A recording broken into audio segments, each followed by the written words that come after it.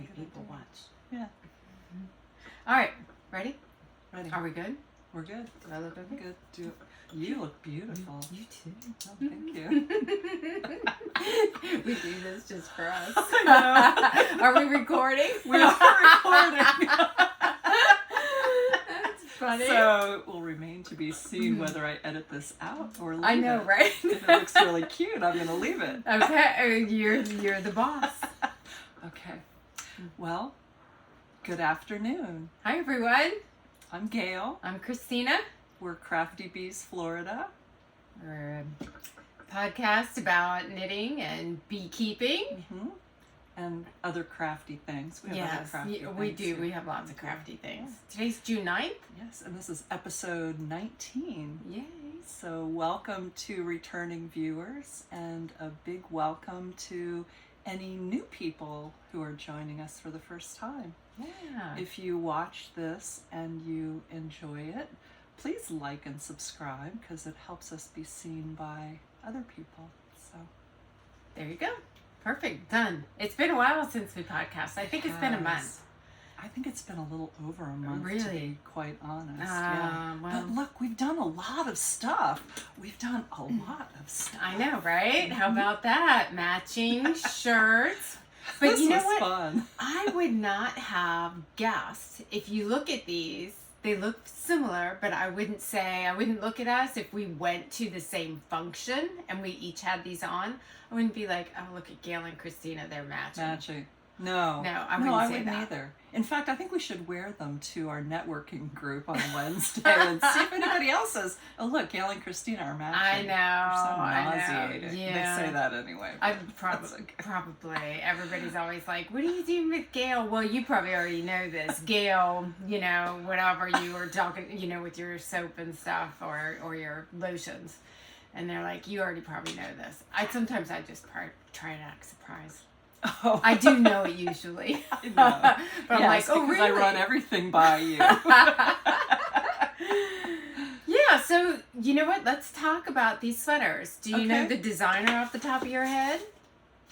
I just happen to have it right Yay. here. Because this isn't a designer we have actually knit from before. I right? know, but we love her, right? And so we found this particular t-shirt and we were both like, a t-shirt for summer is perfect, and we both actually had cotton. Right.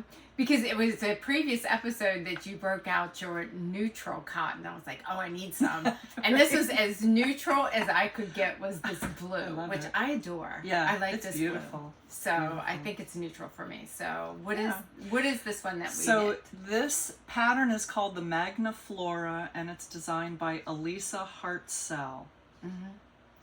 And so you bought the individual pattern. So it is a for sale pattern. And I think she was selling it for like $8 for the pattern. And when I went in, I could pay $8 for the pattern. Or she had a bundle, four patterns for $20. I know. I wish I had seen that because every pattern in that bundle is adorable. They're all named for flowers, right? Yes. And they're so cute. Yeah, they're really cute. And I had so much fun knitting this. I did too. It was so fast. It was like less than 2 weeks and it was done. Yeah. So that's what I like to do in the summertime. Yeah. Something fast and easy. And this is lovely because it's very wearable. So I knit mine out of Emma yarn. And this is simply cotton. It's worsted, right? Isn't it? I think. Do you have? I don't know. I just happen to have some right here. Look, okay.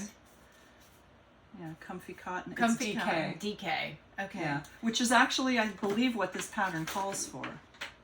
Right? I find worsted and DK to be close enough that I can adjust needle size to get gauge. So if I have something worsted or DK and I really like the pattern, I'll swatch and find my gauge to. I had to go up a needle size to get gauge for this. And so, what's your yarn? This is Jody Long Alpamayo. It's organic Peruvian Tangui cotton blended with extra fine baby alpaca. And I think this is more like a It's beautiful. Yours is really soft. Now mine isn't as soft as yours. And it has been washed. Soft. It is. It's wonderful. This seems a little thicker, the doesn't alpaca makes it a little softer, I think. I wish that I hadn't, I was nervous about the sleeves being not long enough, so I added like 4 rows, and now I wish I hadn't, because I like that length. I don't know why I do that. I really like this length, and I did follow this pattern. Now I did add a little bit. I mean, how long is yours? So it's got this cute little yarn overs at the bottom too, which are just adorable. So cute. So I had it almost an inch to mine. She had it quite cropped. She did. So it would have been definitely up towards. I want to show my stomach because that's like way white.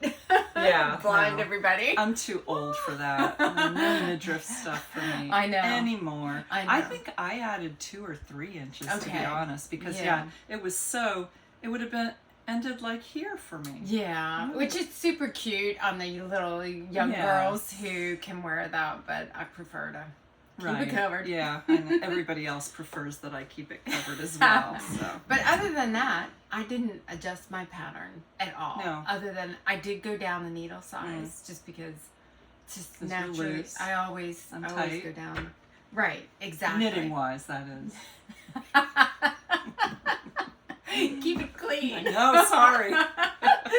That's funny. we amuse ourselves. Drink some more of your drink. I know, right? It's lovely. Oh, I know. It's so good. It is delicious. So tell everybody what we're drinking, then we can't go somewhere and do that. It's Stokes Cold Brew, the one that's in the turquoise, so it's the unsweetened one. And I added some of this non-dairy oat brown sugar creamer from Trader Joe's. Man, that's delicious. I just needed a little pick-me-up. It's so funny that you mentioned Trader Joe's. I was talking with Nikki about that last night, and I was like, and she was like, I never go to Trader Joe's because the parking lot is so weird that you have to wait in line. And I was like, that's why I don't go to Trader Joe's, because I'm not going to navigate their tiny park. It's like they look for buildings with little parking lots. Oh, well, our new one is it at UTC? It's not like that at all. Well, I've never had it's a an mall issue. Parking Yeah. It's lovely. I did a drive-by once. Because I was like, if there's a parking spot that's closer than 3/4 of the way across the parking lot, because it's that's a long parking lot. It's huge. Yeah, it is. And there was not, so I didn't. Really? I didn't stop. Well, why I'm lazy about that, I don't know. Well, in a grocery store, I'm kind of lazy about that too, because you don't want to be schlepping your groceries 3 blocks away. That's true. Yeah. That's true. But Trader Joe's is worth it to me. They have some stuff that I just love to buy there. Wow. Maybe they do now for me too. They might. So, all right, Wally. So that was this pattern that we're wearing, and this was so fun. It was fun. It was easy. I loved that we did it at the same time. That's the first time we've done that. Yeah. It was really fun to do that. Well, usually, even though we have a lot of similar tastes, we still find different patterns that we prefer to do. And this one, we both were like, that's really cute. Yeah. So, there's been a couple that I specifically haven't done because you've done them, even though I want to do them. Like what? I don't remember. Ranunculus? Well, no. I've got that on my list. Oh, you but do? Oh, okay. It's never made it to the top. The Ranunculus. Oh. No, the one. I want to call it Flex. It's by Tin Can Knits? Tin Can Knits. Oh, I've seen that a couple of times. Yeah, but you had it right at the top of your list. Oh, I did? Yes. I have a lot of things at the top of my list, and other things keep pushing them down. I know. That's funny. I know. I'm just getting this The up. list always changes. Yes. So, all right. What else do you have? So we finished these this time. What else do you have that's finished? I You have another finished finished my product? Ranunculus. Let's see. Oh, wow, that's beautiful. Oh, wow, that's great. That feels lovely. Yeah. Oh, man. It's I love really that soft. Yarn. That yarn is great. And that's which yarn again? That is McMullin Fiber Company. It's their Posh DK in the Dunwegan color, and it's held with this. I had a whole one left over. I don't know what I'm going to do with this, but they're Such a beautiful Suri Silk. 74% baby Suri alpaca and 26% silk. So yeah, how could this not be soft, right? I know. Oh yeah, because this is 80% superwash merino, 10% cashmere, and 10% nylon. So yeah, it's like that's ridiculous. like butter. Yeah, that's like little baby kittens all over your body. It really is. It really is. So yeah, you know what? And I don't know. I just always love a ranunculus. It's so easy. It's so fast. How many have you knitted? Do you know? Yeah, I've only made 2. I don't know That's why. it? Yeah. Oh. I wish I had made 17. I could make 20. You know? Yeah. I mean, I'm just curious how they look different, because I don't think this doesn't look the same as your other one. No, it doesn't. So. Because the other one was made in that. Did you have long sleeves? No, No? It was actually shorter sleeves. I just did the caps, it comes in a cap sleeve version. Oh, okay. And I'm not crazy about that. Now that I wish I had added a little bit on the sleeve. You know, therein lies the problem with knitting, is you never quite know.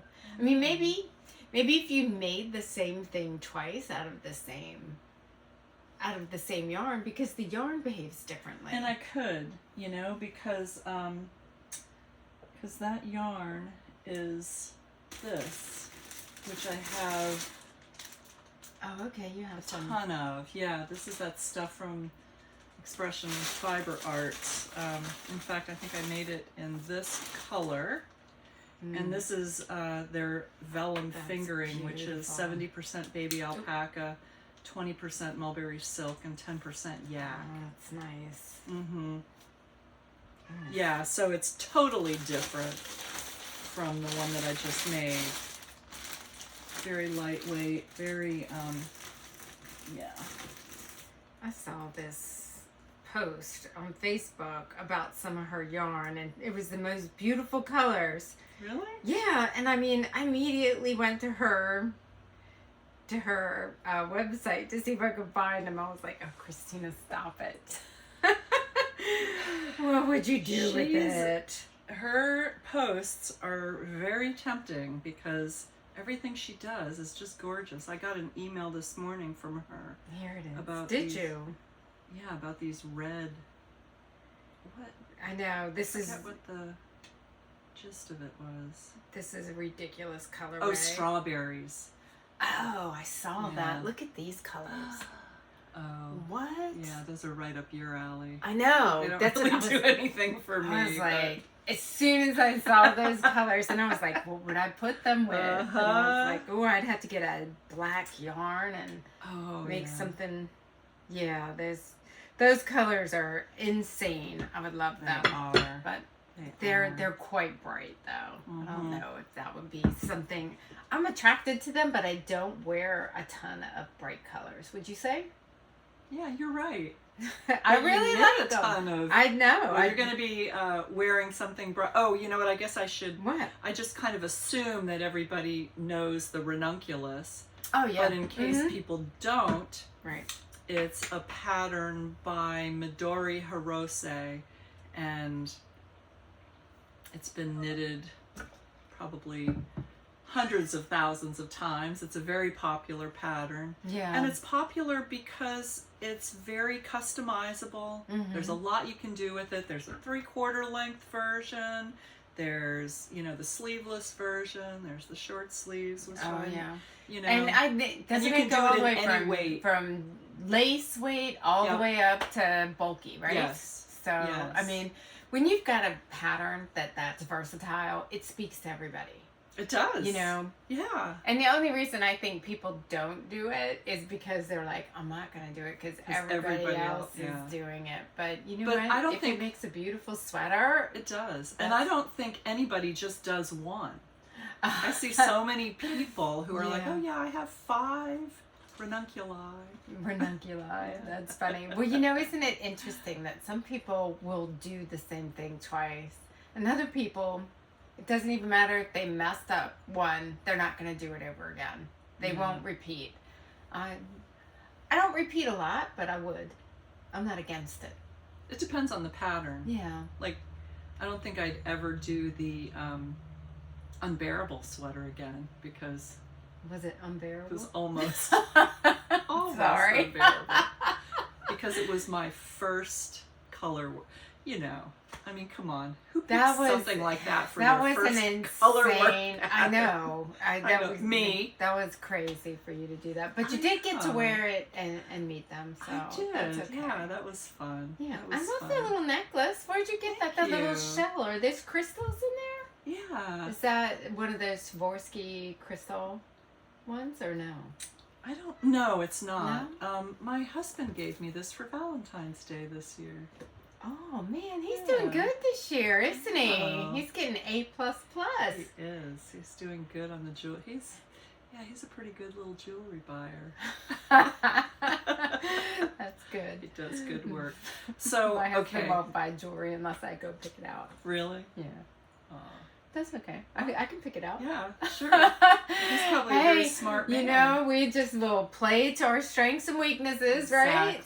I mean, I think that's lovely that he could pick something out as beautiful as that. Yeah. And it just goes wonderful with your pink, pink tea. I know. I kind of forget about it because it's got that beautiful pink on the inside. I don't know. Can people see it? They might not be able to see it. It's try to get a little clear. It's a little shell. But look, it's got pink. It's got pink and clear crystals. I'm not sure how well that's showing up, but maybe people can see it. Yeah. It's so cute. It's just picking up the light. Why, thank you. Yeah. Okay, I can't wait another moment to see this? what you have over there. Okay. So I finished this, and I don't know if it has a particular front and back because they're exactly the same. How cute is that? I'll wear it next time. It's adorable. This is the yarn that you gave me for Christmas, and it's absolutely lovely. And I know you looked at it and you were like, oh, that green. But look at the pink and the peaches in there. Oh, yeah. Hold this up so well, you know, I bought it because I was like, all right, she's going to love that because she loves bright, colorful things. Right. And wow. Yeah. That pattern really shows it off. Now, you know, it has just enough little details. They're like little flower buds or something. It is. It's called Wild Flora. And it's by the same... Oh, it's part of that bundle. Yes, it's by the Elisa Hartzell, and it was the bundle. So she's got... That's cute. I know. So we did the Magna Flora, and then I immediately went into this Wild Flora. And so, yeah, she's exactly right. See, those are like little flowers. And the lovely thing about it is she gives you the pattern for how to place the flowers, but she's like, do whatever you want.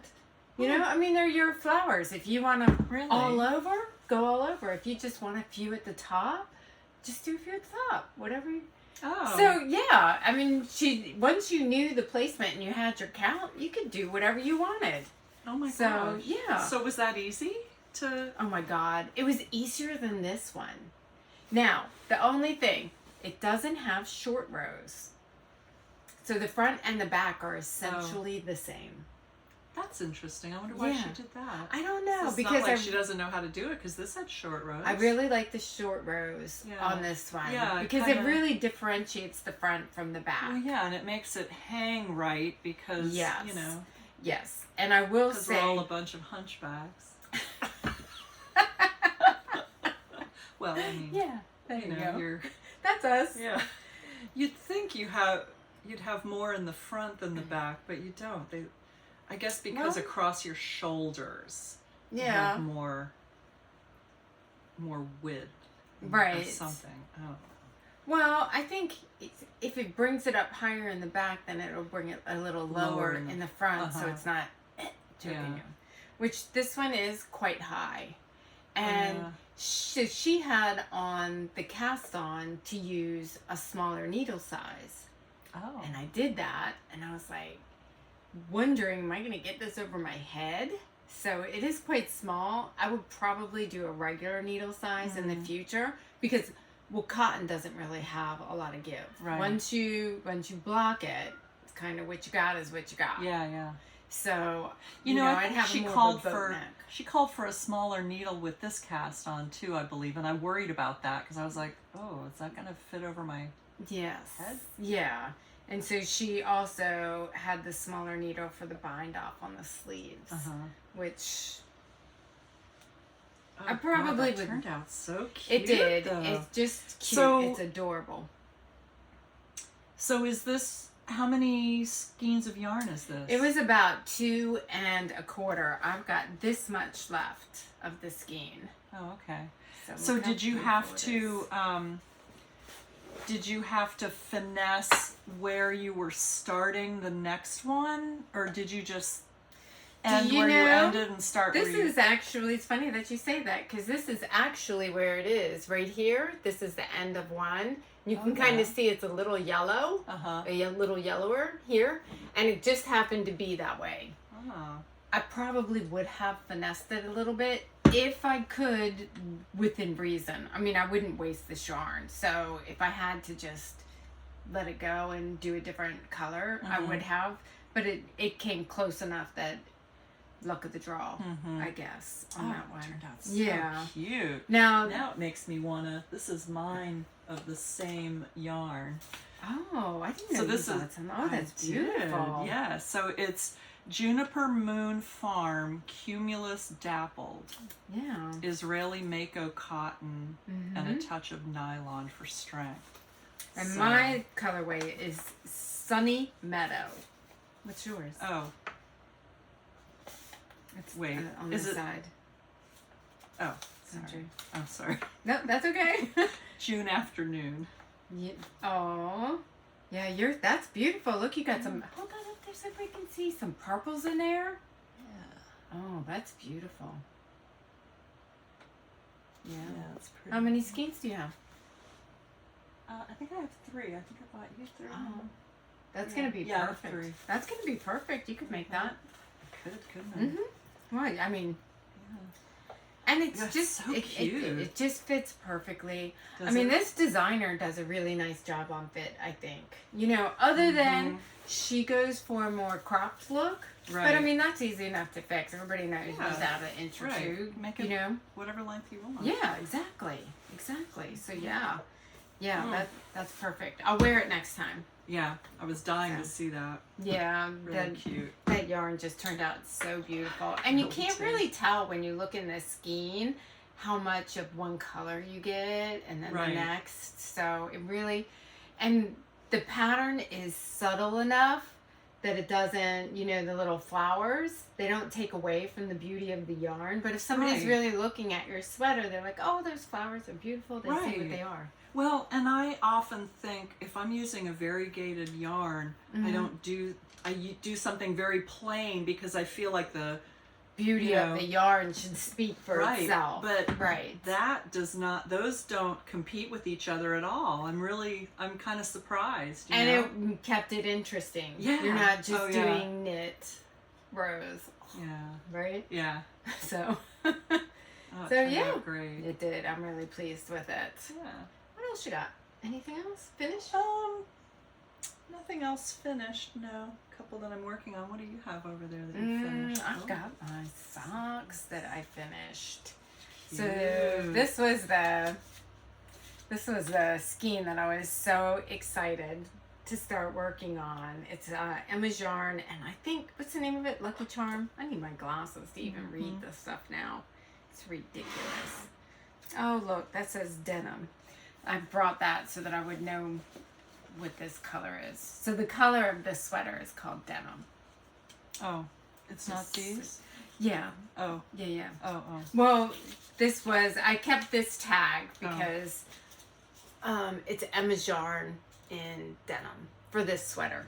And the socks are Emma's yarn, and this is called Lucky Charm.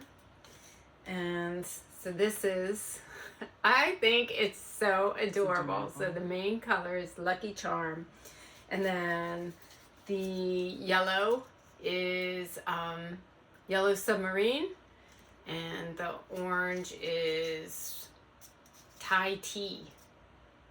So all of these are Emma's yarn. So I did one with, so these are cute.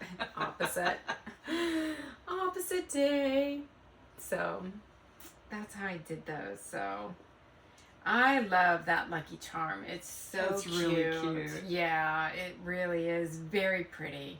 And because of the color changes, it just makes it beautiful. You know, you're always excited about a new color. It's fun. I know. So yeah, I really enjoyed this. And I was happy that I had these little minis because they just kind of went right with it. Oh, you already had those? I did have them. Oh, perfect. So I was like, all right, let me just... Oh, I thought you bought it all to go together. No, but I figured if it's Emma's yarn, then probably it will go. You know, because usually... I shouldn't say that. I don't know anything about dyeing. I would think in order to save money, you would use the same formula or something. Formulas or the same dyes, you know, by the same manufacturer. So that they would be similar, you know. Well, that makes sense. I mean, I don't know anything about it either, but yeah, it totally makes sense to me. What I just made up on the spot, it makes sense. Good. Between the two of us, we got each other's back. Experts. And we know nothing. Oh, that's funny. Yeah, so I love that color. Yeah. You know, I really am. I questioned whether I would ever show you this. Remember, these are my Fred Flintstone socks that I was so embarrassed about. But I was looking for something little to do, and I was like, why did I know, you know, I'm almost done with them. I've turned the heels and everything. Oh my goodness. I just those are great. Okay, but I mean, I don't know what I did here, but I think this is, I don't know. What are you upset about? Well, I'm upset because I feel like this heel looks like a Fred Flintstone heel, but maybe not. I don't know. Have you tried it on? No. You don't try on a lot, do you? Oh my God, I can't keep my feet out of my socks, and I'm always trying sweaters on. You know, I mean, I get this far down, and you know, I'm getting close to splitting for my sleeves, and I always try it on to make sure it's not too long or not too short. And that's probably why your stuff fits better than mine. You don't try it on at all? I do. You do your whole sweater? But I don't try it on typically until I've split for the sleeves, which is kind of dumb. I mean, I look at it, you know, I hold it up and I look at it and say, well, that looks right. That looks right. Well, your sweaters fit, so I guess you've got a good eye. I don't have such a good eye, so I'm always trying mine on. Well, and socks too. Those look great. You think? Know. Yeah. Well, even if they're too big, they give them to your son. Yeah, there you go. Yeah. Oh, I mean, he's got huge feet. That's neutral colorway. Yeah. Yeah, very neutral. You think that's neutral? Well, I mean neutral as being male or female. Oh, I see. Yeah, not neutral. Got it. Not neutral like you could wear it with anything. Like that. That's neutral. This is. Well, that's so I'm determined to get on the sock bandwagon because I'm so jealous of how good you are at socks. So I'm going to be working on that. Those are cute. Oh my God, you're almost done. I am almost done. And you know, I don't have that much yarn, so okay. Yeah. yeah, I don't think this is even. But that's okay, because you'll probably cast off before Yeah. that. I mean, you've already started up this way, so Right. I mean, but nonetheless, so you only got like this far to go. Yeah. I mean, I've seen some people. Hi, Rangy. Oh, you gonna get on the podcast? Oh, good boy. Ranger. Let me move my cup. Come up here. Let's see your little face, Ranger. Ranger, come here. Put your face up. Come here. Gotta let everybody see you. He says I'm a dirty dog. I'm a little embarrassed to be seen on television. Oh, there. You got your little face up there. Hi, Izzy. My goodness. Yeah, everybody. Izzy. Okay. Okay, guys. Everybody's gonna have to go now. I'm gonna go and. They'll lay down. They'll be fine. All right, go on. Go lie down. When we stop petting them, it'll be fine. That's true. I had to. Well, you know, they needed to get an appearance. Yes. Ranger. I can't believe how good Izzy's getting along with Ranger. He didn't react to her jumping up at all. No. So good with her. The only time he reacts is when she steals his toys, which she does all the time. Well, I would react if she stole my toys I too. know. Come here, Izzy. Do you want to come up and make an appearance? I think you should. There she Hey, is. Izzy. There's Izzy. Did she come up last time? Oh, you stink. She did. Yeah, she does. You She stink. stinks. I told you she's getting groomed She's tomorrow. getting a little groomed tomorrow. Yeah. She's a stinky dog. Oh, you are. Been outside playing like a big girl. All right, there. That's our puppy face. So what else have you got there? Yeah, so I'm gonna do the sock. Gosh, my thing. only other thing that I've got finished, and it's not knit, but it's my mushroom. Oh yeah, you didn't have these. They weren't attached at all. See, that's where I needed to change. I need to add some red onto there. Oh yeah. But I kind of got done, and I hate to be this way. The cats come and try and eat it. Oh yeah. So probably won't do anything else to it because they kind of just get in there. They love this wool stuff. Oh, I bet. But this turned out super cute. It really and this did. is Blue Sky Fiber. This is their kit. So Is that what it's called? Is it not Blue Sky Fiber? Wait, let's see. I have one up there. She's always checking what it's called? checking my work. I don't know. Let's see. It is Felted Sky. Yeah. Blue Sky is something else. Blue Sky is something else. It's Felted Sky Fibers. And well, let me grab that box. Why didn't I bring it back so people could kind of see because this one's yours, but Yeah. I always feel They have the good with greatest them. kits. Yeah, they do. They have lovely kits, and that's them. And so they have kits, and they also just have, you can buy just the fiber and do your own thing. Yeah. But I really enjoy that. That was a lot of fun for me to make this little guy. Busy. Yeah. I need to get busy and do some of my Well, stuff. it's just kind of fun sometimes just to have something a little different to do. Right. So, Right. Yeah. so what else you have that you're working on in progress? I'm still working on this shawl for my daughter-in-law. And we're going up there in 2 weeks, so I better get going You're here. going to pull this tight to kind of show everybody. I have think that. that's the wrong side. Is I it? think, Oh, okay. I think this is the right side. Yeah, it has a leaf. Can you see the... Oh, it's very hard to see, isn't it? It is. Yeah. I think you're getting it a little bit. It's okay. Oh, there you go. That's Yeah, there perfect. you go.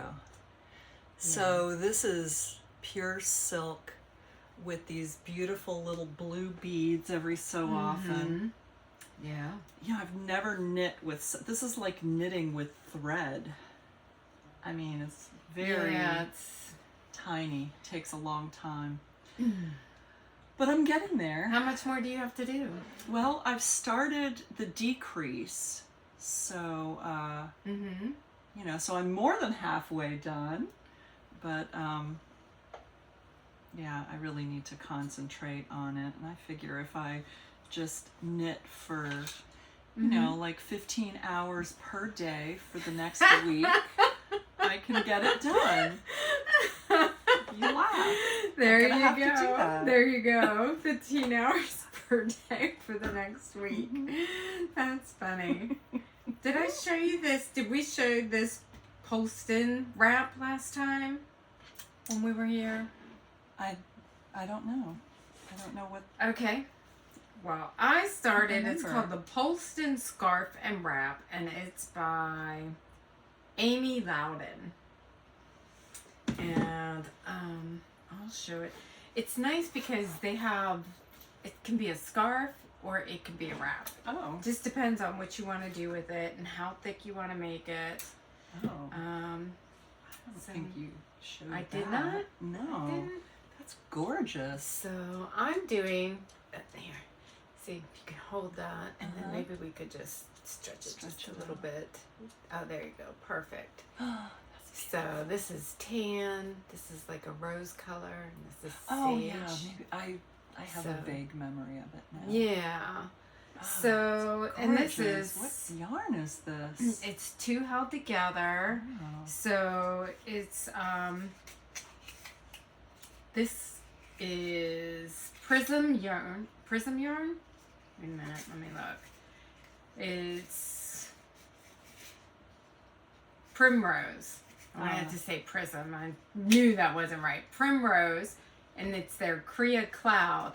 And this particular yarn is called Glow. And let's see.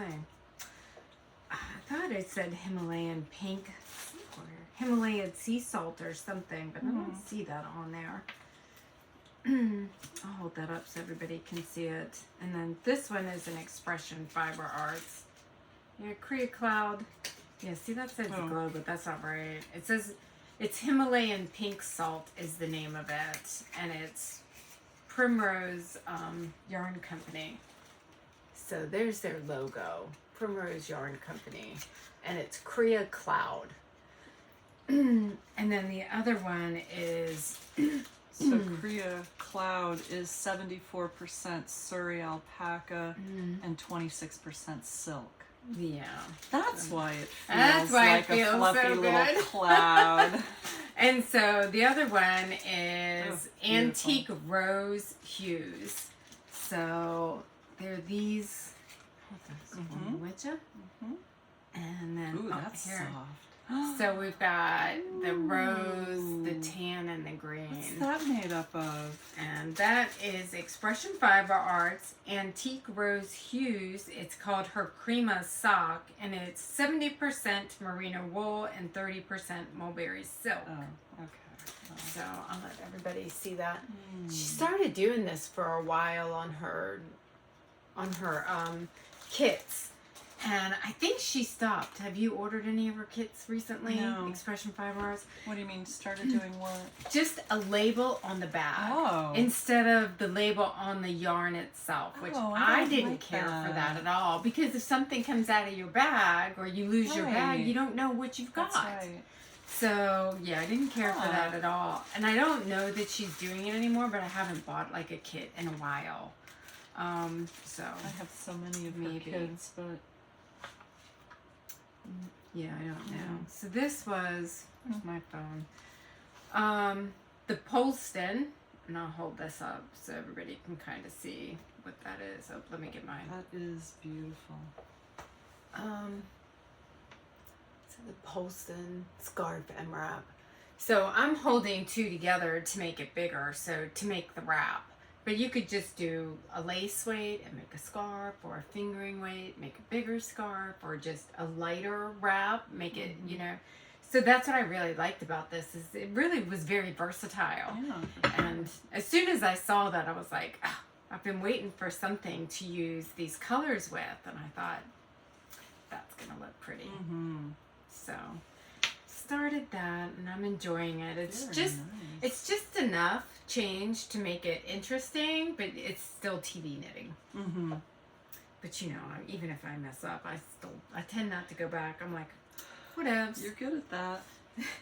You know, I I'm watched an not. episode the other day of Fruity. Is it called Fruity Knitting? Yes. You know, the lady with the long, beautiful Red hair. Red hair. Yes, I love them. And her Yeah. daughter. Yes. Yeah. And she had this it was called Wagon Wheel Sweater, and it had these lace wagon wheels all over. It was absolutely beautiful, the most intricate sweater ever. And she had said was showing it on one of her episodes, and somebody noticed the tiniest little mistake in one of her wagon wheels.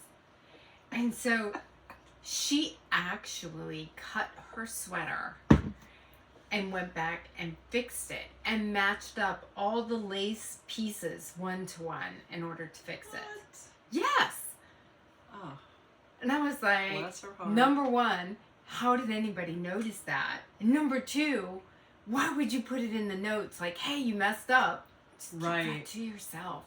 Say, beautiful. Yeah. God. Yeah. So, but she went back and fixed it. I was like, I'm impressed. One of our comments last month said, I wish you girls were sitting closer to the camera. Maybe she's the one who's looking for... So we're closer to the camera this time. But if we get any comments about mistakes on our sweaters, we're going back there again. You're going to the back so you can't see it. I love it. That's right. We're too far away for anyone to see. This is my sweater. It's lovely. That's funny. You know, I embrace the mistakes. I mean, as long as it doesn't look stupid. Like, you can't, like, your unbearable sweater, you can't have his ear in the middle of his head. Obviously. Well, exactly. You have to fix that. Yes. But if you have a yarn over in the wrong place on a row, or well, you've I mean, got and something wonky like leaf, this, you know, one missed yarn over is going to throw the whole pattern off. So that's one thing. But, But if it's just one wagon wheel and then you fix it on the next one. But these, I mean, it's fingering weight yarn. And like it was like this big. This is a wagon wheel, and so they were all over, like offset. Oh my god! All over her sweater. How somebody noticed that, I have absolutely no idea. But because they commented on it, and then, well, she usually does go back and fix her stuff. Somebody else commented about her professionalism in going back and fixing it. So then at that point, you're stuck. You have to fix, right? Oh, yeah. Well, not me. I still wouldn't. Don't ever want to get to the point where people think I'm that much of a because I have no idea how to do that. I would never be able to do that. No. I can't go back and fix something. Oh, you know, there was something that I fixed. And I wish I could remember. I learned how to do this. I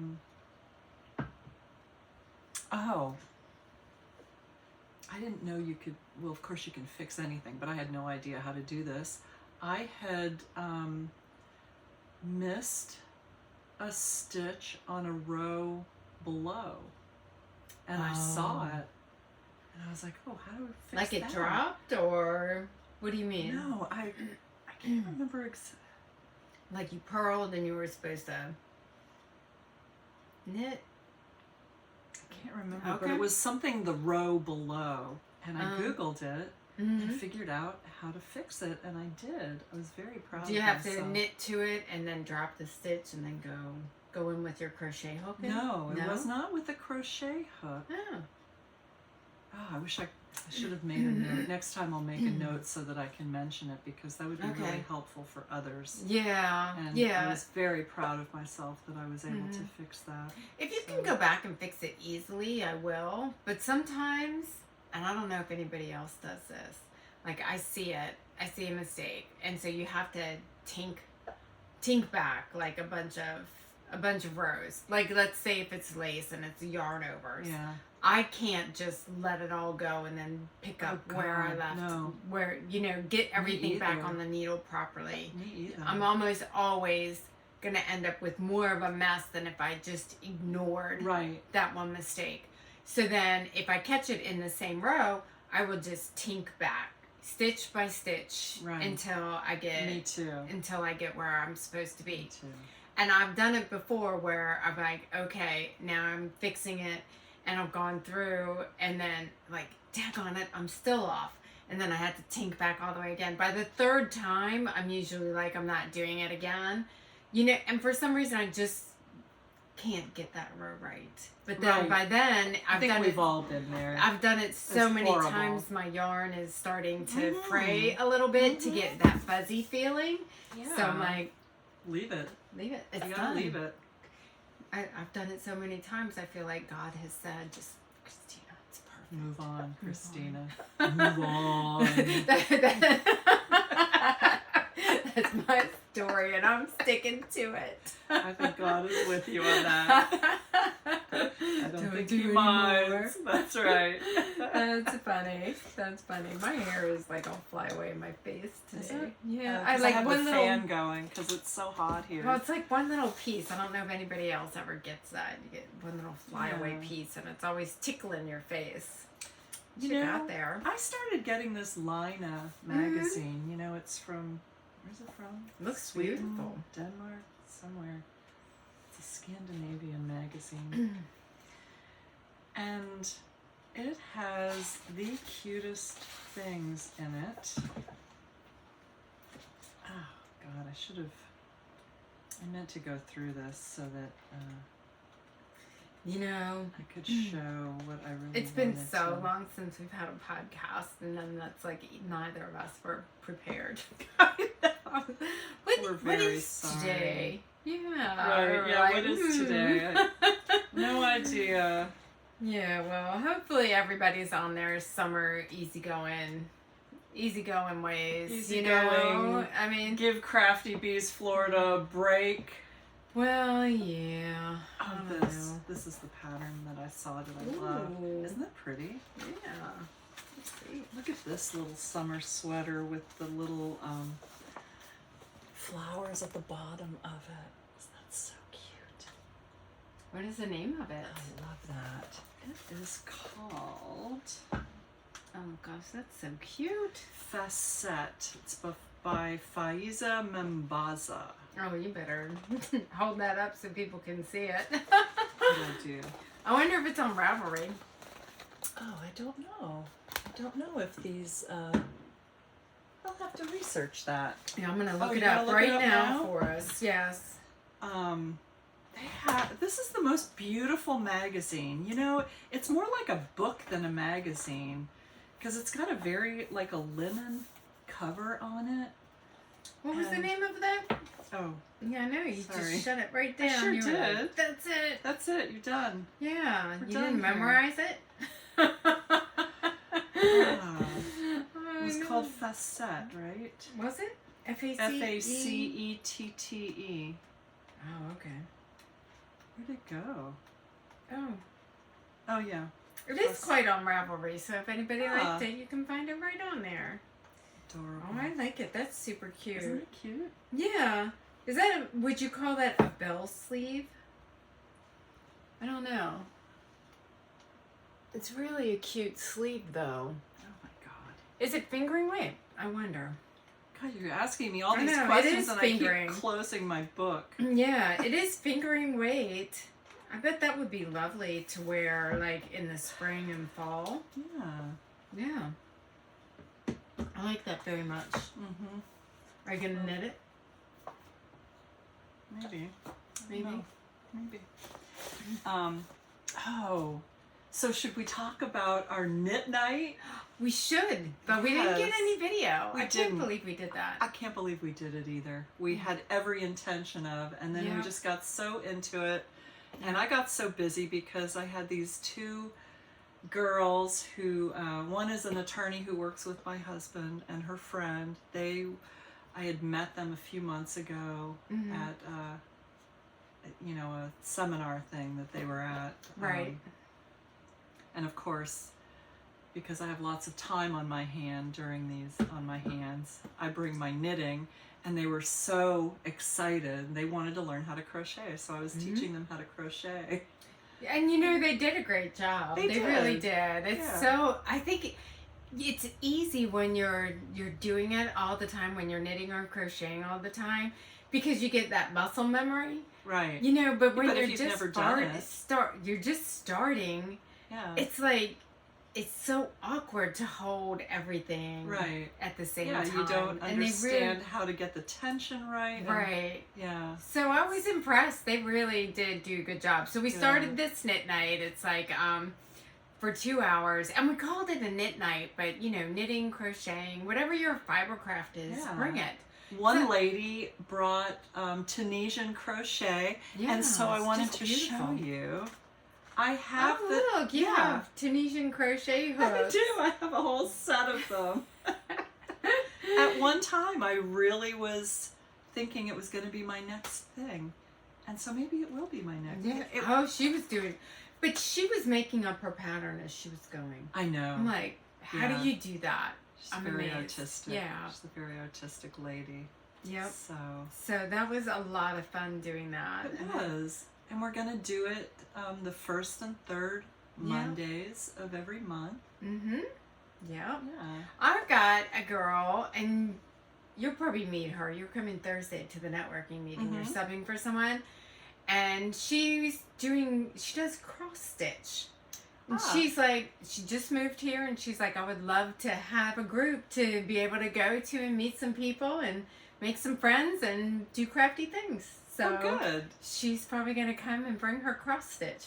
Which Excellent. I used to do cross stitch all the time. Did you ever do that? I did. Yeah. And my mom still has hanging in her bedroom. It was this cross stitch thing that I made for my dad. I must have made it when I was 20. And she still has it. She's got it. It's framed in their bedroom. It's really nice. Yeah. My mother-in-law, who has passed away now, she did counted cross stitch. Well, that's what I did. You didn't have any picture on there whatsoever. You had to count. And I'm like, now I look at that and these little teeny tiny X's. I know. I'm like, I have a couple of her pieces framed in the house. That's basically what I got when she died. Well, which I was fine with. I love them. There's not a better thing than to have something lovely like that. You know how we love bird watching. Well, you'll have to, in my sunroom, I don't know if you've ever noticed, there's a long... I have. Yeah, I think I might have commented on that, or your daughter's got a few pieces out in your sunroom as well. Yeah, she does embroidery. Yeah. But this counted cross stitch of all the birds, all the Florida birds, and it's all the birds that are in my backyard. Oh, so I just love it. And you think of her every time you see it, don't you? Yeah, I do. Yeah. So that's quite a skill. It's beautiful. I mean, it looks like a painting unless you're up close to it. So, good. I hope she does join us. Yeah. So that was a lot of fun, and we meant to get some video for you guys, but we got into it. And well, you know, I think there must be at least a few local people who watch the podcast. If there's anybody local to the Sarasota Bradenton area and they want to join us, just we should put it up on we should put up on the Instagram when it's going to be. True. And then you know, they have we'll put our email on there so we can give out the address, so we don't put the address just on the internet willy-nilly. It doesn't, I don't know if it matters or not, but you know what, maybe young people would. I don't know either. I don't know. Sometimes I think the older you are, the more cautious you are. Like, you know, older clients that I work with, they're like, I'm not sending you that via email, you know, or I'm not sending it. Sometimes I have people usually just stop by the office. Can I just come by the office and hand it to you? Yeah. I'm like, okay. Hey, whatever works for you. That's okay. Yeah. So that's what I'm wondering is if we get older, if we just get more cautious, and the young people are so used to it, they're just like, put it out there. People get it anyway. True. Right? Yeah. Well, anyways, we'll put it out there. Yes, we'll put it out there. And come and join us. Yeah. We had a blast. It was so much fun. It was a lot of fun. And we kept it very low key. Like, we didn't do snacks and drinks or anything like that. Everybody just bring whatever craft you're working on and sit. And the great thing about it, we did it in this little library it wasn't a public library. It was No, for it's a neighborhood, like a a homeowners association library. Yeah, but it was kind of like a craft area too, because they had a sewing machine there, and they had some puzzles, and so people were coming in and working on puzzles at the same time we're, doing our that craft. One lady was like, the one that was working on the puzzle was like, all right, bye everybody, I loved listening to your conversation. She could have jumped in at any time. We were not like, nobody else is allowed to talk to us. So yeah, it was a lot of fun. And it's fun, I think, just to get together. Just chat. And usually we're home alone doing our craft. That's right. So it's nice to do it, a couple times a week and have people ooh and ah over what you're doing. I know. Because it's just nice. Yeah. Gives you some oomph to keep going, because sometimes it's a struggle, right? The struggle's real sometimes on some pieces. I gotta get back to my pressed flowers. Oh, yeah. Yeah, I think I've done the hard part. I'm splitting for my sleeves and stuff now. So, I know. Well, I don't I'm the know same why way I'm like, I know. On my son's sweater, I have half of one sleeve left. I'm like, and you just, what the hell? Yeah. Why am I not finishing it? I don't know. I guess because it's hot now, so I know he won't wear it until... Right. Or just save it for next Christmas. Yeah, right. That might be exactly what happens. You like it or not. That's right. Purposeful or not, right? It's a big, bulky sweater. It's a huge sweater. So even just to have that in your lap, working on it in the summertime, and whoa, it's hot this summer, isn't it? Yeah. Yeah. Oh Is it that hot up there? Because you're going to New York. Have you checked? I have, and it's quite lovely. Let's see what the tempi is today. Yes. Let's see. Yes, I check. It's 63 there right now. Are you sure that's right? Cazenovia? Yep. 63? Mm-hmm. And it's 93 here? Mm-hmm. Holy cow. Yeah, look, their highs are, it's going up to 80 next Friday. Mm-hmm. But look, in the evenings, the lows are 49, 51. Oh my God. Can't wait. Oh, that's going to be so nice. So you guys are going up because he's getting married. Well, he's already gotten married. Yes, but you're going up for this celebration. They're having a celebration, a little marriage celebration. That'll be fun. That'll be fun. My So daughter will be there. Everybody will. That'll be my nice. ex-husband will be there. That'll be interesting. Oh, that'll be fun. Yeah. Lots of people who I have not seen for a very long time on his side of the family, but really, everybody's coming. Everybody's coming. That's lovely. I'm glad that they're all supporting him like that. So it'll be a lot of fun. It will be a lot of fun. They have a whole weekend of festivities planned. So a concert, a dinner at a brewery or something, and hiking and canoeing. And, that sounds great. Yeah, he's so cute too. He's he works part-time at a hotel. He's a concierge there, and they live in a tiny little town called Cazenovia, which is outside Syracuse. Mm-hmm. And this is the only hotel apparently, or the main hotel in the town, and it's a very old hotel, and he's very excited that he got me this special room that has a sunroom off it, and he says, "Oh Mom, I can just see you sitting in that sunroom knitting."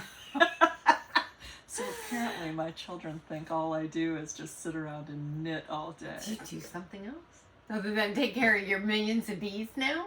Yeah.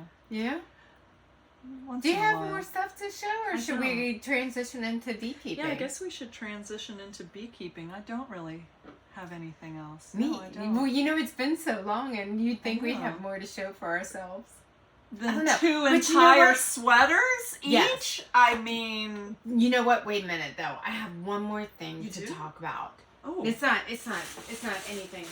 I just want to get everybody's opinion on this. Oh. So, does everybody go like stash diving every once in a while? You find something on Ravelry, you see it, and you're like, oh, I have to make that.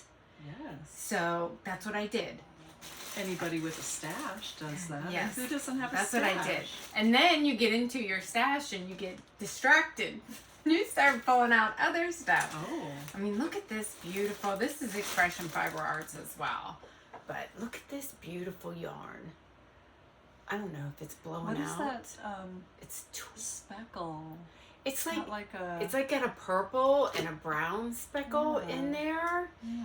And oh, here, you wanna? And a gold. Yeah, it's really pretty yarn. Mm. And Really pretty. I've lost my glasses. Uh-oh. Does anybody do that? Else do that? I lose my glasses. Like I don't even have to move. And you know what? I have 17 pairs all around the house, and I still can't find a pair I half know, the time. right? I know So what this is her Twisted Tweed Sport Weight, 42% merino, 42% fine merino wool, 43 superwash, Huh. and 15% Dunwegan. Hmm. So it's Expression Fiber Arts. I'll show that to It's you. really soft. And so I found that. It's beautiful. Oh, look, I even swatched them. How about that? Look at Oh. me. This is like a baby swatch, though. So you can kind of see the colors in there a Yeah. little bit. Really pretty. Yeah. So what are you gonna do? Well, I've got this sweater, but I have to hold it double with, of course, I want to do the Korea Cloud, the alpaca. I like that better than the mohair. The mohair I find a little itchy. I agree. So I've been trying to figure out what color. Do I just do a white with this? Do I do like a something with more? I kind of want to keep it neutral. Yeah. So whatever it is, it should be very light. But man, I like those little purple speckles in there. Yeah, but if you put a purple No. Suri alpaca with it, that's gonna. It would take away from the purple Yeah. speckles. So I must Mhm. think, do you think white or like an off-white? Yeah. Yeah, definitely. Yeah. So then I'm stash diving for this because I saw this and I thought this is going to be perfect for that sweater that I wanted to do. And then I found these. Oh my I God. have This is those. pearlescent red velvet rose from That- Expression Fiber Arts. You can tell I kind of went crazy with her stuff. Mhm. So it's mulberry silk, 50% superwash merino wool, and 50% mulberry silk. And so this one, so I put these two together. I was like, oh, look. So this is called, this is same, is it? Oh, pearlescent worsted. Mhm. Oh, pearlescent worsted. Is that worsted? Yes, ma'am. Oh. These are the Oh, same. see, I have, I think, pearlescent fingering in And there. so I thought to put them together, but I thought, you guys, does that look like Where's Waldo sweater? Oh. Oh, Yes. I started. Yes, it I was like, does. oh, it would be beautiful striped, and then I was like, yes. Yes, it So does. now I'm sad, but that's okay. I was thinking, I thought, and everybody can toss their opinion in the comments. What do you think about like a gold or a straw color with this? Yeah, I like Or I could that do more. a white, but then that would kind of be candy caney. Yeah, no, not white. No, But gold. you think gold? Mhm. Any other color suggestions? So rich. Yeah. So, anyway, If you had like a tan or a cream. I don't. I have to go shopping. And Oh. see, and there's the problem, isn't it? You end up, was stash diving. I want to use from my stash. Oh, but I can use this, but I can't use that. So now I have to go shop and buy more. I needed some Korea Cloud for this, and I need some different gold for this. True. I don't know. It's a problem. It is a problem. And this is why we keep buying more yarn. I know. But it's so fun. It is fun. It is. I really like this nougat though. Yeah, This that's is beautiful. really beautiful. Mhm. But And that's going to make a really gorgeous neutral sweater for the fall. it will. And won't you be proud of me if I can maintain my neutrality? Yes, I will. But yes, the Where's Waldo is no bueno. No bueno. Don't do Where's Waldo. Okay, thank you. I was like, am I just being overly critical, or am I really going to look like Where's Waldo? Yeah. You know. No, I don't think you're being overly critical. Okay. And that yarn is so stunning. It is that beautiful. red. It's got, that red is really pretty. You want to pick something special to go with it. Yeah. I think she's got something called Fool's Gold, maybe. Yes, I have it. Do you? In pearlescent worsted? No. I don't think it's pearlescent. I don't think it looks like that's worsted, fingering. But yeah, this is Fool's Gold. Moon Gleam fingering. Oh. Yeah. Well. So put that color with it. And, let's see. It'll probably look a little different on this, but I mean, that would be... That's beautiful together. That's beautiful. Yeah, I think that's much better than Where's Waldo. That's really pretty. Wow. Yeah, what are the chances? Oh, Fool's Gold. Yeah, I just happen to have some Fool's Gold right here. I know, right? Name a color and let me look behind. I'm going to go shopping at Gayle's house. You're like, oh, I'm sorry, I can't part with that. Yeah. Next on my list, and 10 years from now, it'll be like, I can't part with that. It's next on my list, right? Right. Oh, God. That's just I have so many expression fiber arts kits, like the Misa hues. Oh, yeah. It's like, what am I waiting for? I'm waiting for the perfect project. I know. But what is that? I need to get busy. I've got that yarn. I've actually got projects assigned to yarn. Do you really? I do. And I've put but by the time I get to it, it's out of style. No, I found something else. When you see something, you're like, I've got the perfect yarn, and then you toss out that project and use the yarn for that. And anyway, they're real. The problems are real. Yeah, right. In the first world. The first world, yes. All right. What's going on with your bees, my friends? Oh, my goodness. Bees. Did you see them when you came? I did. You have a lot of hives, and I saw some beautiful colors out there. You took some time and painted them in different colors. They're beautiful. I did. Did you get this book? I did buy it. Yes. Interesting, right? Yeah. Yeah. We're talking about this book that we talked about last time, "Dead Bees Don't Make Honey" by Teresa Martin, and she said. That if you can you notice I spread the hives apart more, and some of them are facing different ways, right? And painting them different colors helps them differentiate, so there's not so much worker drift between the hives. So that hopefully will help keep them a little more healthy. Now, what did she say the temperature should be in each hive? Like 92 degrees or 94? I went and got...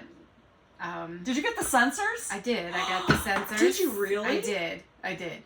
So I've been meaning to do that. I can't believe you beat me to the punch. I beat you for once. Oh, you did. Oh, I'm so interested. In my peach hive, it's 91 degrees. 91.6. Now, my peach hive, I have... the regular hive, I've got a super. I've got a second super. Do I? I'm lying. I got a super, and then I've got the jars on top. So they have 3 levels to go up. So they're at 91 degrees. Okay. My yellow hive has 1 super, and they're at almost 96 degrees on the inside. And my purple hive is just the brood box. I haven't supered it at all, and they're at 95 degrees. And my blue hive, which is empty, is 83. So you can see it goes up almost 10 degrees for a full hive. Interesting. Yeah. And the one with the more supers. I gotta get those. The ones with the more supers went down like 4 degrees. And the thermometer, the thermostat is in the brood box. So you can see where if you're adding, it's lowering that temperature. Because there's not as many bees. Exactly, your bees are, you've got more bees dispersed throughout your hive. Oh my gosh. You're so late. I know, I've been meaning to do it, but you know, that, 10 and I was hives, I'm like, that's $500 in... Well, you could just do a few, and just so that you can get kind of a... I know. Yeah, you just jumped right on that. I did. Because it's fascinating, right? It is. And it makes sense. Yeah, and just this particular, just out of 4 hives, we can see what it... I mean, I didn't mean for my blue one to be empty, but it is. And so we see empty is all right, that's in the what 80s. I'm doing this week. Buying sensors for all my hives. That's right. That's right. Anyway, it's fascinating. It is. Yeah. It is. Yeah, and the bees don't seem to care about those sensors in there. Good. So you can see, I can monitor it. I can have it alarm me if it gets over a certain moisture content in there for the humidity. Really? Yeah, yeah. Wow. Or if I can set the temperature, if it gets above this, send me a notice. I mean, I don't because... Okay, so so if the temperature is higher, that's an indication that they're getting ready to swarm, right? I don't remember. Because they're all fanning their... Yeah, they're but all I mean... a lot more active. Yeah, but does it really count here? I mean, it's 94 degrees out today. It should, but they're supposed to regulate that temperature no matter what. So I wonder if you're getting ready to have a swarm in one of them. I don't believe that. No? Okay. And by that I mean, if it's 95 degrees out, they can only go down so much. It's not possible for them to lower their temperature 10 or 20 degrees.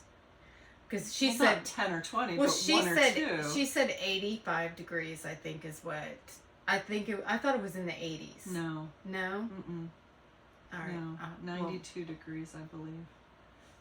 And if it goes down, that means that that they've stopped thermoregulating the brood box. Okay. Which means there's no queen. They're likely queenless. Right.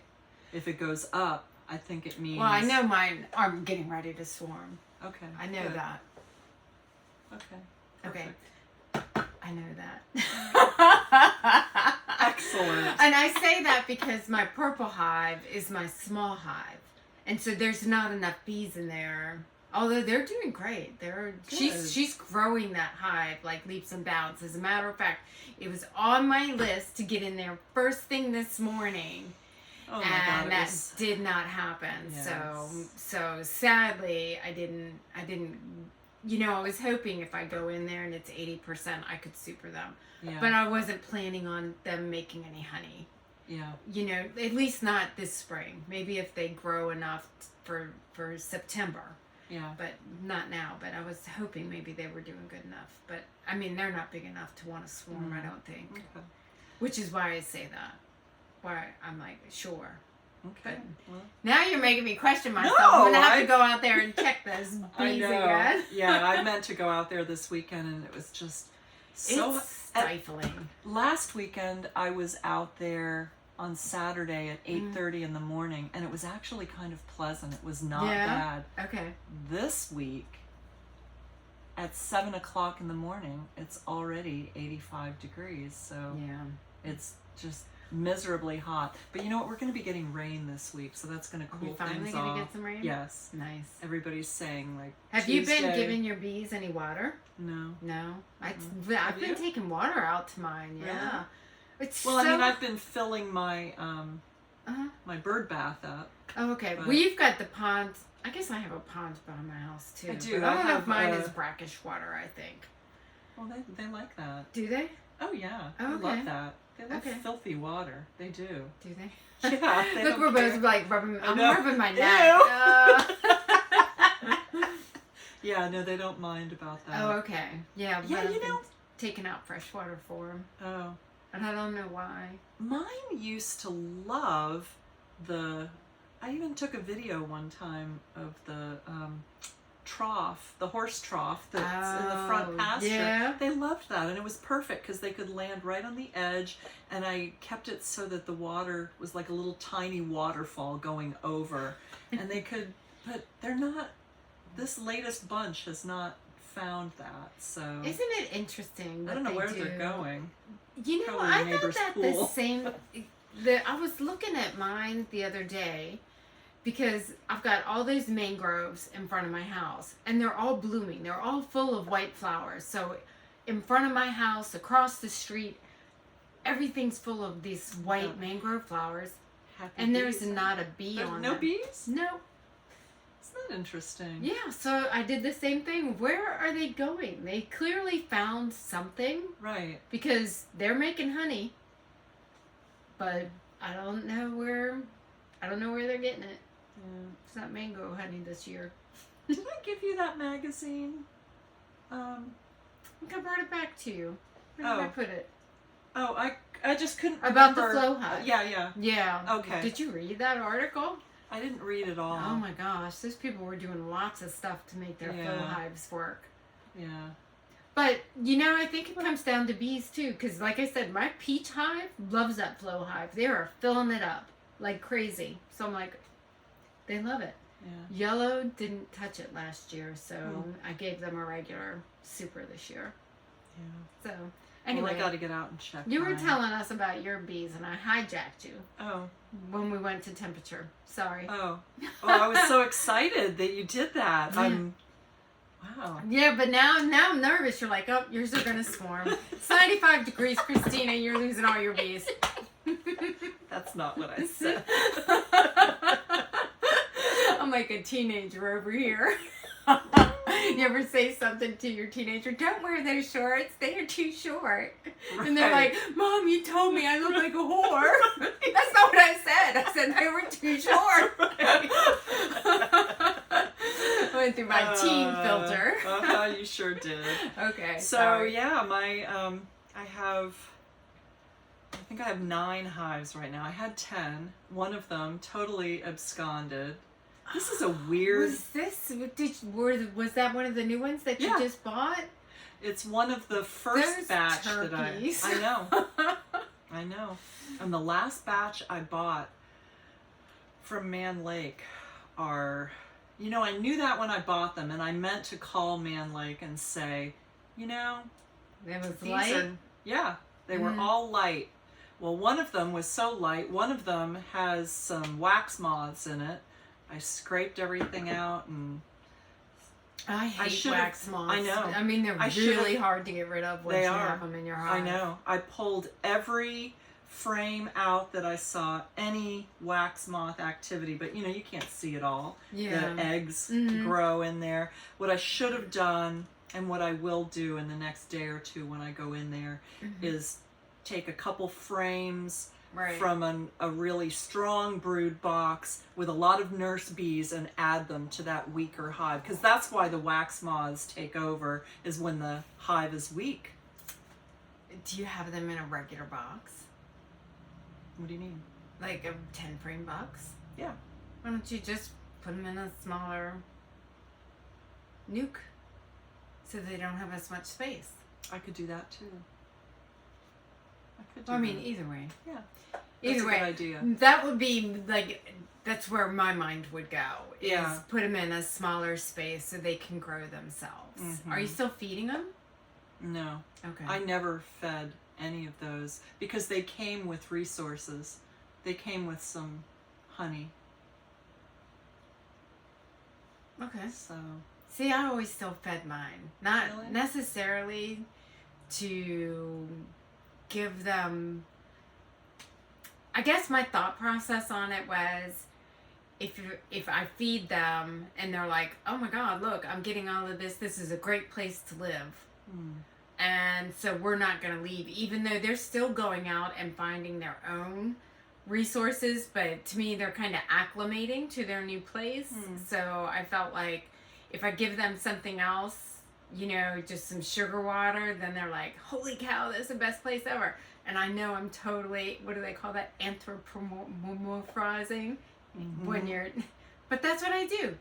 And I just figure, what? That's if they're shocking happy, to me, because typically you and I are opposite on that. You're like, they're wild animals. Let them do their thing. I'm not going to manage all. And I'm like, oh my God, I'm so worried because I know.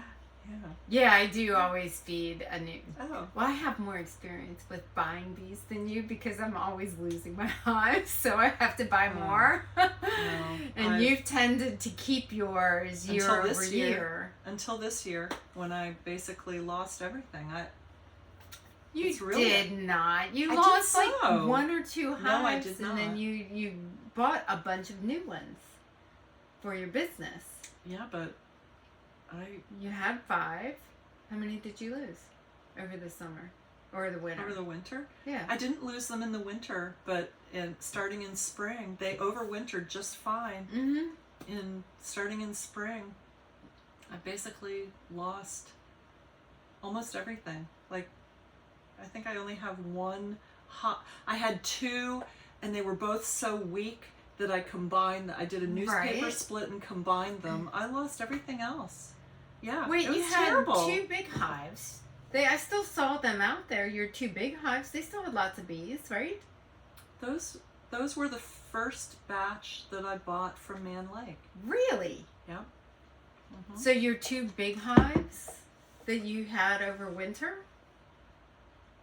Oh, man, that sucks. Yep.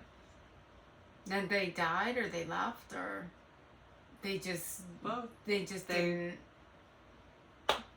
Yep. Or you should have fed them. You bitch.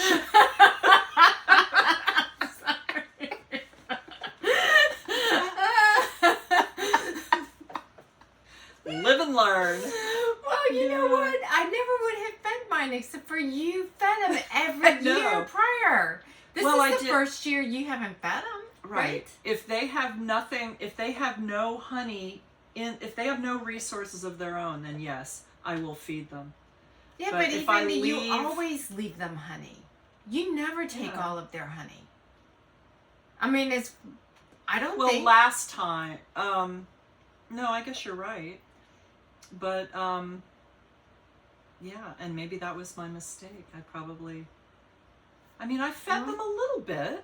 I did. Did you? There was a month or 2 during the dearth, so that's after November, so December, and I was out there feeding them. So I did feed them feed them a little bit. Yeah, but then as soon as they started building up some stuff of their own, I stopped, and maybe I stopped too soon. And I was so proud of myself that I did I split 2 hives, and I think I timed that completely wrong and lost both the main hive and the one that I split. That's what happened to me when I split, and now I'm afraid to do it. Yeah, I am too. I'm like, yeah. I don't know, maybe I'll just let them swarm next time and, let half the hive leave and just keep half. Yeah. I mean, it seems silly to do that. And I'm going to say it this way. If I don't want to grow my apiary, that's fine. Right. But if you're trying to grow your apiary, it's silly because then you end up having to buy bees from someone else, where if you timed your split correctly, and I think that's what it was. I did mine in the fall one year and they never recovered. I lost, just like you did both. But you did yours in the spring. I did. When they were really building up, they were so strong, remember? I was like, oh my God, I'm just exploding with bees. I'm very sad for you, but I was very jealous. You were like, oh, mine are doing great. I know. Damn it, mine are struggling, and I'm feeding them, babying them. Right there with you now. It was a helicopter mom. It can be just great, and then it's like, what happened? And, I'm sure any professional beekeepers who listen to this are like, well, what's your mite load? Well, you probably have mites, and they're all dying, and that could be it too. Sure. And so it could be. Well, you know what? It could be any number of things, or it could just be, that's that's the nature of beekeeping. I think for a lot of us. I think if you're right, if you're commercial, you do a lot more testing and things like that. I think some hobby beekeepers do that, but I'm not going to use chemicals on mine. So I kind of feel like I'm gonna check them and see if they need anything, and I'll try any sort of natural way of helping them. And probably, I'm not gonna say I wouldn't use chemicals, because if I really saw them struggling or suffering, I would do what I needed to do in order to help them. Well, and there are some things that you can do that are more natural. Like if you're using oxalic acid, you know, and glycerin, just, you know, where you're not putting something in the hive that can affect the honey. Right. You know? Right. So you can help them out in some ways without contaminating everything. Yeah, I think you're right. I think you're right. So how many hives do you have now? 9? 9. And they looked good?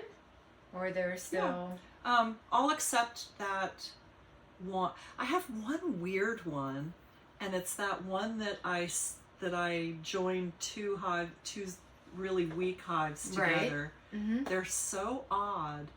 They don't seem to grow, but they don't seem to ever die either. So just every time, they're like the little engine that could, huh? They just keep plugging along. Just keep plugging along.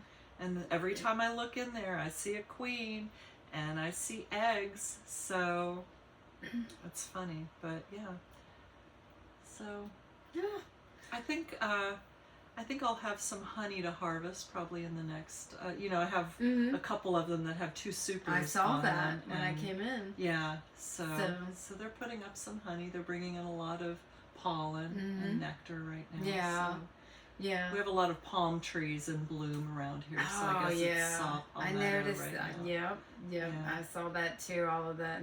I'm always like in the yard looking up. Yeah, like, me too. What's I never blooming? used to notice that. I never did either. And you know what I also noticed? I can hear the bees. Like I take Coop out for his walk in the morning, and if I'm walking and I hear buzzing, I can find the bees up in the palms working the trees, and I'm like, great. Isn't it amazing? I would have paid any attention to that before. So yeah, we got lots of stuff blooming. Yeah. And so I did lose the one hive, the blue hive. The queen, I don't know what happened to her, and the hive was too weak really to make a new queen. They were trying. But it didn't So did you work combine out. it with another I hive? did. I combined the bees that were left with the purple hive. And that worked out really well. They chewed through that newspaper. I did the newspaper split. So you've got your regular hive on the bottom, your main box with the queen, and you put a piece of newspaper, and then put the weak hive that you're combining that doesn't have a queen on top, and they get to smell each other and get acclimated before they and then they chew through with each other. They chew through the newspaper, and all of the bees go down. Yeah. So it worked out perfectly. Good. And so, you know, that my purple hive, that queen's like she's a rock star. She's making it happen. Good. And so I know I told you, I'll tell everybody. So I was going through and working on this hive, and so you take off the top of the hive, and it's like a board.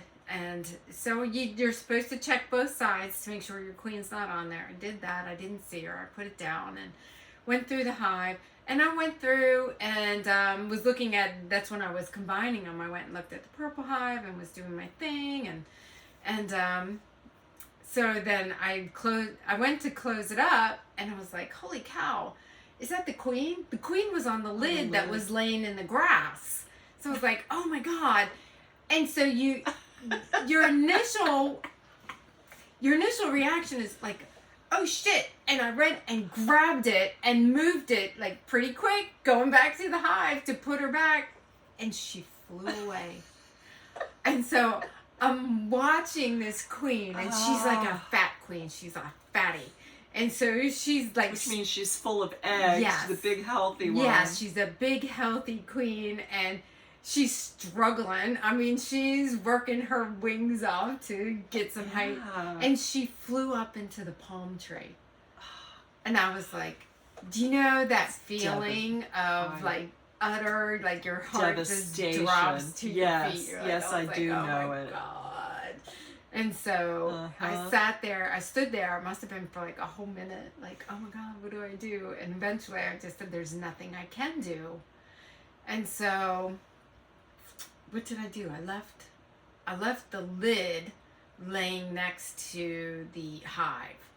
And, yeah, you went to the house to do so. Didn't you go in the house? Or you're right. you I was doing something. Because and you left it open. I did. I left it open and left it, because that isn't usually what you would do. You just put the lid back on and close it up. But for some reason, the lid was next to the hive. I was doing something else. And I came back and I was like, what is that on the lid? And you know what? And it was the queen. She flew back and landed back on the lid. Oh my God. And so I must have had the hives combined, and so I wasn't putting the lid because the newspaper was in between. Oh. That must be what I was doing, because at that point I didn't have my bee suit on or anything. But man, I just ran right over there and took the lid. And this time, slow as molasses, taking that lid, and I tipped her right up to the entrance, and she just walked right off that lid and back into the hive. Thank God. It's a devastation to elation. Yeah. That's a horrible feeling. Oh my God. When because I was watching her. You know how you get like really focused, like when you're watching. And so I thought, if she just lands like over there, I'll go get her. Right. And I watched her go all the way up into the palm tree. I was like, can't get her up there. Oh man. I know. It was terrible. Do you ever think how odd it is that we're fascinated with bugs? My entire life, I've been terrified of bugs. Mm-hmm. Now, do you ever get cockroaches in your hives? I get little spiders more than cockroaches. I get those big palmetto bug things, and I hate them so much. Oh, it's because they fly at you. They're horrid. They're horrible, even when I have a suit on. But sometimes I think about it, and I'm like, I can't believe that I'm out here playing with all these bugs. I know, and finding it very interesting and cool. It's fascinating. When we had a little Memorial Day party, and my nephew, he's 14, he's like, oh, Aunt Cricket, so they call me Cricket. Aww. Aunt Cricket, can I go out and look at the bees? And I was like, yeah, I got an extra suit if you want to get in them. And I thought for sure he would be like, nah. But he was like, yep. So we're out there, and I mean, it was cool being able to show him. And, we found the queen and everything. We just did one real quick. I didn't even have a smoker. Mm-hmm. We were just like, take a look. Because my bees, are your bees really nice this year? Mine are super chill. Lovely. I have been, in the past, I would suit up to do anything out there. Mm-hmm. Now, I put some wax moth, those traps that you put the banana peel and the I think you told me about them. I never did them. Yeah, I put 2 of them out there by one of the I didn't even suit up. They are so nice. They don't bother me at all. Isn't that nice? I don't remember ever having that. I know, you always suited up for your bees. Yes. So mine are super cool this year too. I love that. I mean, even my yellow hive, which has traditionally been a hater hive, they're cool too. Yeah. So I've got a girl in my herbology class, and she has just started a hive. So she's just bought like 2 nukes, and so she keeps like texting me pictures, which I don't mind at all, because this is weird wax. Sometimes where they put the tubes down instead of waxing, doing the comb through the whole thing, and she's like, what do I do? And I'm like, if it's just one, leave it. If that's what they wanted to do, I don't scrape it off. No. If it's like one, if they do all of them like that, I would, because obviously they're not going to be able to lay much in those. But if it's just one on the outside and they're just kind of being funky, if you want a funky frame, have it. I don't care. But that's just me. I don't worry about that stuff. And anyway, so she sends me pictures of that, and then she's like, well, sometimes my bees are mean. What should I do? And I said, you know what? You ask 10 beekeepers what to do about mean bees, and you'll get 10 different answers. Remember the one guy? He said, light them on fire. Douse them in gasoline and cover them up. I'm like, what? Are you kidding? Know. And he was a professional beekeeper. He's like, I wouldn't tolerate that for a minute. Yeah. Put gasoline in there and then somebody else told you just wait it out because your queen mates with a bunch of different drones. Right. And they said... And the genetics can change every month or 6 weeks. Yeah. So just wait until the genetics change on your hive. Right. You have a completely different, feel for your hive. Mm-hmm. So... Well, I'm really happy, though, to have nice bees. Yeah. Oh, God, what a difference that makes. There's nothing worse than a hater hive. Oh, it's horrible. Yeah. Horrible. Yeah. So, not much to report on the hives other than they're doing okay. It's hot, so... Yeah, well, I'm having so much fun with my little business. Yeah, you're really taking off there. It's crazy. I know. Isn't it? Yeah, and people love your stuff. Yeah. Mostly what's taken off is the lotion bars, the solid lotion bars. Yeah. And Well, they're real nice with that beeswax in them. It kind of gives you that lovely feel on your hands. Well, I just never expected that people would find that it helped their eczema and their skin conditions, but that's what people are telling me now. Well, you really have to think about what your bees do. I mean, they have a lot of good stuff that they just have naturally in their hives. It's antimicrobial, antibacterial. True. That's very natural. So if you're using your natural beeswax in there, I mean, that's what you're giving to somebody. True. Well, I mean, not to mention you're using very good essential oils in there. Shea butter, cocoa butter, apricot kernel oil, avocado oil. All those oils and butters all have anti-inflammatory properties and all those omega fatty acids that are really good for your skin. And you probably don't research it much, but the essential oils that you use also will have a lot of that good stuff. Some of it's really good for your skin. So, you're adding that stuff into it. So you're not using things that are going to dry out your skin. Right. You're using things that are naturally going to moisturize your skin, but add in that antibacterial, antimicrobial, and kind of heal the skin. Yeah, and the beeswax keeps everything exactly in. So without clogging the pores. Exactly. I find with yours it feels so good, your lotion bars, that you ever use some of those lotions and you're like, oh, it feels so good, I just want to keep doing this, and you're like doing this weird thing with your hands and it's not because there's stuff on there, just it feels good. Feels good. Well, so yeah, I'm enjoying that little part of my business, and I'm just kind of going. So you're scraping that nasty, funky frame so you can get that wax. That's right. That's right. I'm like, I'm not leaving that there for them. Did your natural sun melter on your wax for your waxes? Did you ever get that worked out so it was working well? I think the last time you talked about it, you had wax all over the driveway or something. Oh, yeah. Well, it took a little. Finagling? I just had to figure out how it worked because it works at an angle. We're talking about my solar wax melter. And because it's on such an angle and you have to put like a tin, like a roasting pan and make a hole in it and then put some cheesecloth. So this is your wax melter. Would this be like your roasting pan?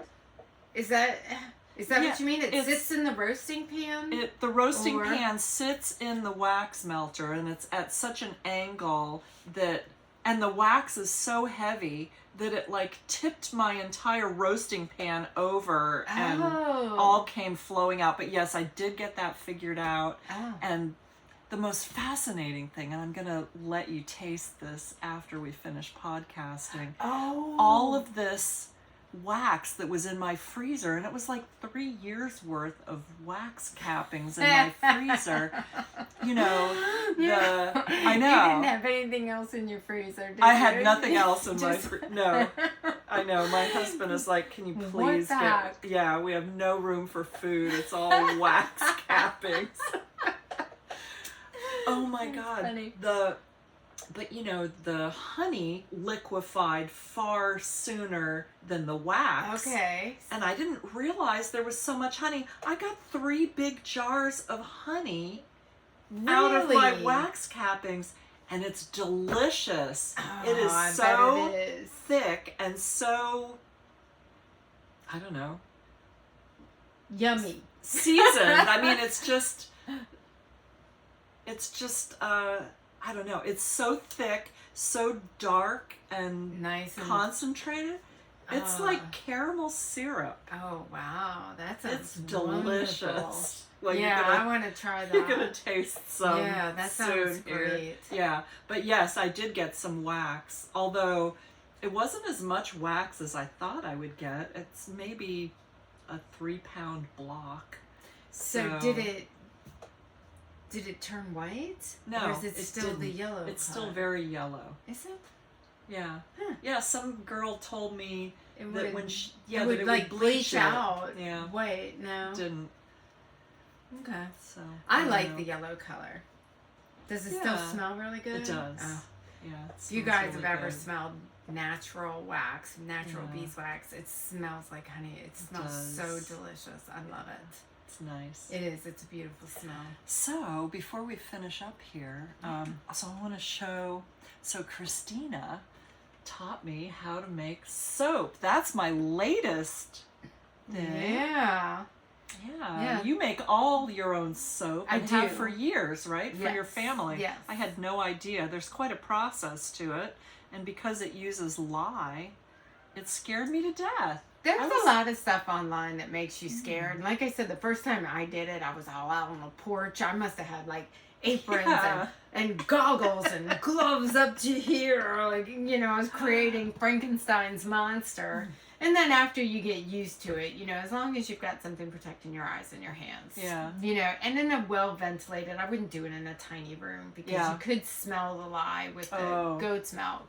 So this one is the goat's milk one. Yeah. You're gonna show everybody your little Cute. design. Isn't that so cute? So Cute. she They has got these little molds. So this is a goat's milk, and so goat's milk, it was turned almost orange, didn't it? Mm-hmm. With the lye, and then this one is like a coconut milk. How cute is that? And this is a natural color. Yeah. We did try and turn this one pink, but our original starting point was orange, so it's kind of, I don't know. I don't know that I would do that. And then this is one that I just made. It's a glycerin soap. Yeah, it's a glycerin soap that I, you can't see anything. You can see it. Can you see it? Sure. Oh, okay. It's beautiful. Yeah. Nice, That's nice. what's called melt and pour, so that's something different. Mm-hmm. I don't know, it's a little difficult to work with. I'm not sure if I'll do any more of those, but yeah, but but that's so that's a little fun. bit easier than working with that lye and.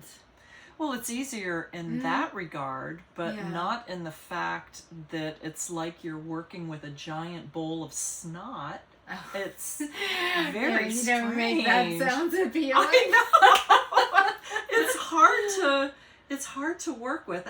I think it might be user error though. I'm gonna keep. I have like 10 pounds of melt and pour stuff over there. Is that your honey that you just got out? No. No? No, it's not. Oh, it's a beautiful color. I know it is, isn't Can we it? show everybody that? Let's show that one. Okay. Because I love that color. Do you see Izzy there, right? I do.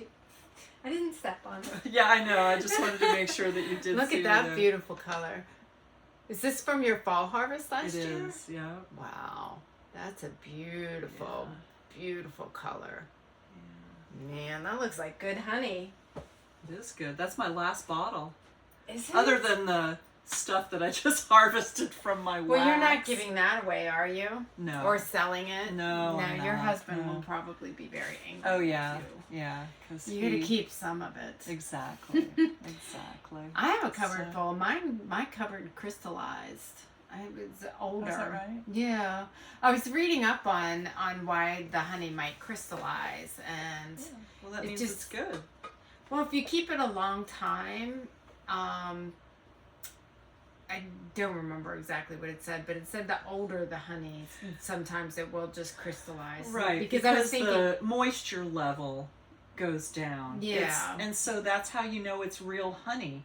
You know, Yeah. the stuff you buy in the little bear at the grocery store never crystallizes. that never crystallizes, that is not Simple syrup. yeah, well, you know, or even because it's pasteurized. You know, that's not raw honey like what we have. It's not, really. Oh. No, it's not. Do you know, I heard that if you cook honey, it becomes toxic. Not toxic like, how do I explain this? And I didn't ask I don't because... know how you're going to explain this. Do you know what? Start a... I know, I'll start a whole thing. Oh my God, I'm making honey cakes for people, but don't eat them. No, like Toxic I made cough drops with honey. Yeah. Honey and thyme and I forget what else I put in there. Anyway, and so you have to cook it until you get to the hard candy stage, you know? And my herbalist teacher wouldn't even eat it. She said, if you heat up honey, it's something about it. But I refused to ask her about it because I didn't want to believe it, so I didn't ask for specifics on it. But she's a purist. Oh. So, I know. It's like, I mean, yeah, when I was in my class I probably up shouldn't at have brought it up because I can't give any details. I don't know if toxic is the right word for it. What is I it? think, well, like it loses all of its, all the enzymatic, raw honey has enzymes in it that are very healthy for you. So it loses all the health properties. Right. Okay. Right. That makes sense. You're not going to have that. But I don't think it becomes... You know, there's so many things that, like, I see this thing on Facebook all the time where people are like, don't use a metal spoon in your honey because... I've seen that too. Yeah. So I want to say, all right, well, I use an extractor that's metal. I know, everybody does. It's like... How you gonna... You're right. Yeah. So there's a lot of old wives' tales and crazy stuff about... Maybe I'll ask her about that because it's very interesting that she thinks that, but yet, you know, there's a lot of herbs out there that are, if you go on the internet and look, she will tell you point blank, these are great herbs. They've been used for hundreds of years, but the internet will say, don't use it. Yeah, like comfrey. Comfrey. Right? Mm-hmm. Yeah, I was too afraid to use that. But you know what? What did I see? Oh, I wish I could remember. There was something very popular that had comfrey in it, and I was like, oh, look at that. Well, it can't be that bad for you because it was a major... You know, it's like... I can't remember. I wish I could. It's like anything. You really have to watch the studies on it because the study on comfrey was they gave rats this comfrey, but basically they gave them their weight, equivalent to their weight in something. Well, of course it hurt them. But they did that for dogs with garlic as well. If you look online, it will tell you garlic will kill your dog. Yeah. And it's really not true unless you're giving them tons of it. Do you know what I mean? So you know. Oh. There's another country heard from. That's Junie. Hey, Junie. Junie's like, you know what? That podcast has been going on for long enough. I know, right? You guys are digressing into different areas of which perhaps we shouldn't be delving. All right, this would be another one of those. You need to check your sources. Don't depend on us. All right, well, I guess Junie's called it now. Do we have anything else to talk about? I don't think so. I think we're good. I don't think so either. All right, my friends. Thank you for watching. If you made it this far. That's right. We've missed you. We'll try to be more timely. Yeah. But we've But got you know what? vacations and things We're not coming gonna up, we're not so- gonna do it just to do it though. We have to have something Right. to share. Exactly. So That's I think exactly that's part right. of it. You know, Yeah. if we're doing other things and we don't have time to knit for you to share. And I think what I like is unique patterns, you know. I agree. You know, something from a different designer that, you Yeah. know, isn't that popular, that maybe some people can find her and do something beautiful and Exactly, simple like this. A nice these. summer I know. top. So much fun. Yeah, exactly. So All anyway, right. we digressed again. We did. Sorry, All right. hijacked you. We're gonna go now, Yes. though. Bye. All right. Well, happy knitting, And happy beekeeping. and we'll talk to you real soon. Bye. Bye.